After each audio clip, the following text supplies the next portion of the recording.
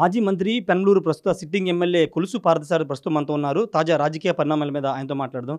Sir అంటే ఎలా చూస్తారు పరిణామాలు? మీరు సిట్టింగ్ ఎమ్మెల్యేగా ఉన్నటువంటి మీ నియోజకవర్గంలో జోగి రమేష్‌ని ఇన్ఛార్జిగా నిన్న ప్రకటించారు. ఈ పరిణామాన్ని ఎలా చూస్తారు?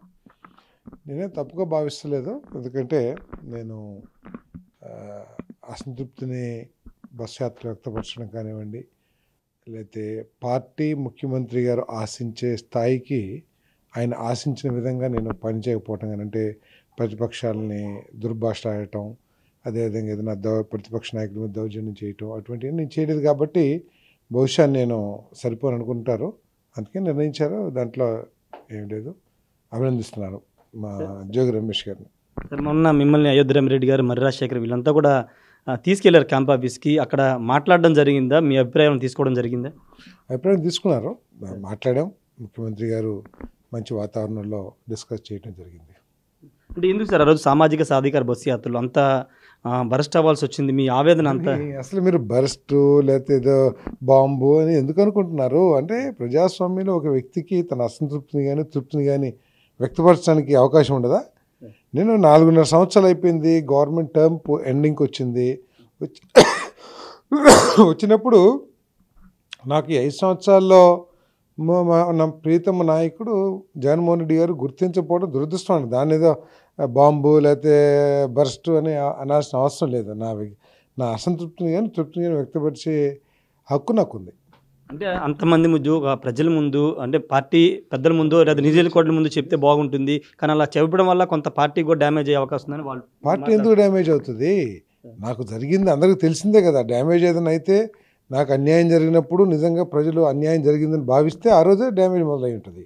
అందుకే నేను మాట్లాడినంత మాత్రం డ్యామేజ్ జరిగిద్ది, లేకపోతే నేను మాట్లాడినంత మాత్రం నేను చాలా తృప్తిగా ఉన్నాను, నాకు చాలా మేలు జరిగిందని ప్రజలు భావిస్తారని నేను అనుకుంటున్నా. నా బాధని నేను, నా అసంతృప్తిని నేను, నాకు జరిగిన అన్యాయాన్ని నేను వ్యక్తపరిచాను అంతే. దాంట్లో వేరే ఉద్దేశం ఏం లేదు. 2022 క్యాబినెట్ షఫలింగ్ అప్పుడు మీరు కన్నీళ్ళు పెట్టుకున్నారు, జగన్ నమ్ముకుని మంత్రి పదవి రాలేదని. అప్పటి నుంచి ఉన్నటువంటి బాధ, లేకపోతే అప్పటి నుంచి పార్టీ మిమ్మల్ని పక్కన పెట్టింది అనుకుంటున్నారు? వాళ్ళు పక్కన పెట్టిందో లేకపోతే, ఎందుకంటే ఇంతకుముందు ముఖ్యమంత్రులు అయితే రోజు కలిసేవాళ్ళు, ఎప్పుడంటే అప్పుడు కలిసేవాళ్ళు, లేకపోతే ఏదైనా సమస్యలు చర్చించాలంటే ఎప్పుడు పడితే అప్పుడు శాసనసభ్యుడికి వెళ్ళే అవకాశం ఉండేది. ఈరోజు ఆయన ముఖ్యమంత్రి గారు 4 నెలలకి 5 నెలలకు కూడా ఒకసారి కలవరు. కాబట్టి నన్ను పక్కన పెట్టారా, లేకపోతే అపాయింట్మెంట్ దొరకలేదా, లేకపోతే నాకు ఇచ్చిన 4 నెలల సమయం మూలంగా ఎక్కువ కలవలేకపోయాను అనేది పార్టీ నిర్ణయించుకోవాలి తప్పితే నన్ను పక్కన పెట్టారని నేను అనుకుంటున్నాను. అంటే అప్పుడు మీ పేరు బలంగా వినబడింది కృష్ణా జిల్లా సంబంధించి మంత్రి పదవి. కానీ కృష్ణా జిల్లా సంబంధించినటువంటి అప్పుడు ఇద్దరు మంత్రులు జోగి రమేష్కి మద్దతు నిలబడడం, వాళ్ళ వల్లే ఆయన మంత్రి పదవి వచ్చిందని ప్రచారం జరిగింది. మీకు ఏమైనా ఇబ్బందులు కలిగాయా జిల్లాకు సంబంధించి? నాకేం ఇబ్బంది జరగల. వాళ్ళు ఎవరిష్టం వచ్చిన వాళ్ళు ప్రపోజ్ చేస్తారు, వాళ్ళు ప్రపోజ్ చేసి ఉంటారు, దాంట్లో తప్పేముంది? తప్పేం లేదు. సరే, అంటే ఇప్పుడు నెక్స్ట్ పార్థసారథి నెక్స్ట్ అడుగులు ఎటువైపు అంటే ఏం చెప్తారు? అంటే 25 సంవత్సరాలు నాకు పెనమలూరు ప్రజలతో, రాజకీయ కార్యకర్తలతో మంచి సంబంధాలు ఉన్నాయి. వాళ్ళ మూలంగా నేను ఈ స్థాయికి వచ్చాను. కాబట్టి ఒకసారి వాళ్ళతో చర్చించి ఏ విధమైన కార్యాచరణ తీసుకోవాలి, ఏ విధమైన నిర్ణయాలు తీసుకోవాలి మాట్లాడి తీసుకుంటాను. హైదరాబాద్లో చంద్రబాబును కలిశారు, ఆ పార్టీ మీతో టచ్లోకి వచ్చిందనే ఒక ప్రచారం బయట జరుగుతుంది. మీరే చెప్పారుగా ప్రచారం అని. ప్రచారం తప్పవచ్చు ఒప్పవచ్చు, ఏదైతే జరిగిద్దో అది మీకు చెప్పి చేస్తాను. అంటే పార్టీ అధిష్టానం ఏమైనా మిమ్మల్ని బుజ్జగించే ప్రయత్నం కూడా చేయలేదా? ఏదైనా ఆల్టర్నేటివ్ చూద్దామని? వాళ్ళ ఉద్దేశంలో అది బుజ్జగింపు అవ్వచ్చు, లేకపోతే ఏదైనా ఆల్టర్నేటివ్ అవ్వచ్చు. కానీ నాకు ఆ పార్టీలో జరిగిన అవమానాలు అనగండి, లేకపోతే అన్యాయం అనగండి, దాని మూలంగా నేను మనస్తాపం చెంది వేరుగా ఆలోచించాల్సి వచ్చింది. ఈ లోపల క్యాండిడేట్ కూడా అనౌన్స్ చేశారు కాబట్టి అది ఆ చర్చ అనవసరం. ఎందుకంటే మీరు జగన్తో చాలా రోజుల నుంచి ట్రావెల్ చేస్తున్నారు, ఎందుకు ఇప్పుడు ఇలాంటి అనూహ్య నిర్ణయాలు?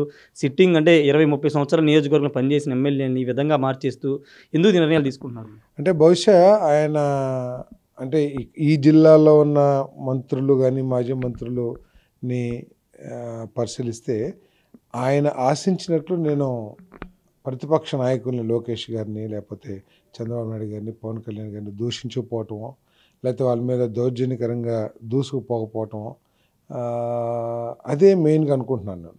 లేకపోతే నాకంటే విద్యాధికులైనా, లేకపోతే నాకంటే కూడా పరిజ్ఞానం ఎక్కువ ఉన్నా, లేకపోతే నాకంటే అనుభవం ఎక్కువ ఉండి వాళ్ళకి ఇచ్చినట్లయితే నాకంటే కూడా మెరుగైన క్యాండిడేట్స్కి ఇచ్చారు, ఓకే నెక్స్ట్ టైం నాకు అవకాశం. బట్ నేను ఈ విషయాలు దేంట్లో కూడా నేను ఎవరికి తక్కువ అని చెప్పేసి భావిస్తలేదు కాబట్టి అదొక్కటే నాకు తక్కువ కనపడుతుంది. ఏదైతే ప్రతిపక్ష నాయకుల్ని దుర్భాషలాడటం లేకపోతే దౌర్జన్యంగా దూసుకుపోవటం అదొక్కటే నాకు మైనస్ కనిపించింది. బహుశా అదే అని నేను అనుకుంటున్నాను. అంటే రాజకీయాల్లో అది కూడా క్వాలిఫికేషన్గా మారాలంటారు మీరు? అంటే నేను మారాలని అనుకోను, అసలు అటువంటి క్వాలిఫికేషన్స్ ఉండకూడదనేది నా అభిప్రాయం. నేను పార్టీలో కూడా చాలాసార్లు వ్యక్తపరిచాను. అది మంచి సాంప్రదాయం కాదు. భవిష్యత్తులో అటువంటివి మనం ఎంకరేజ్ చేసుకుంటే ఇక నెక్స్ట్ స్టేజ్ కొట్టుకుంటారు. సో ఇది సమాజానికి మంచిది కాదనేది నా అభిప్రాయం. అంటే చాలామంది తమ వారసులను కూడా కృష్ణా జిల్లా సంబంధించిన వారసులను కూడా ఓనమాలు తెలియని చాలామందిని కూడా అభ్యర్థులుగా ప్రకటించుకునే చేశారు. ఎందుకు లాబింగ్ చేసుకోలేకపోరా?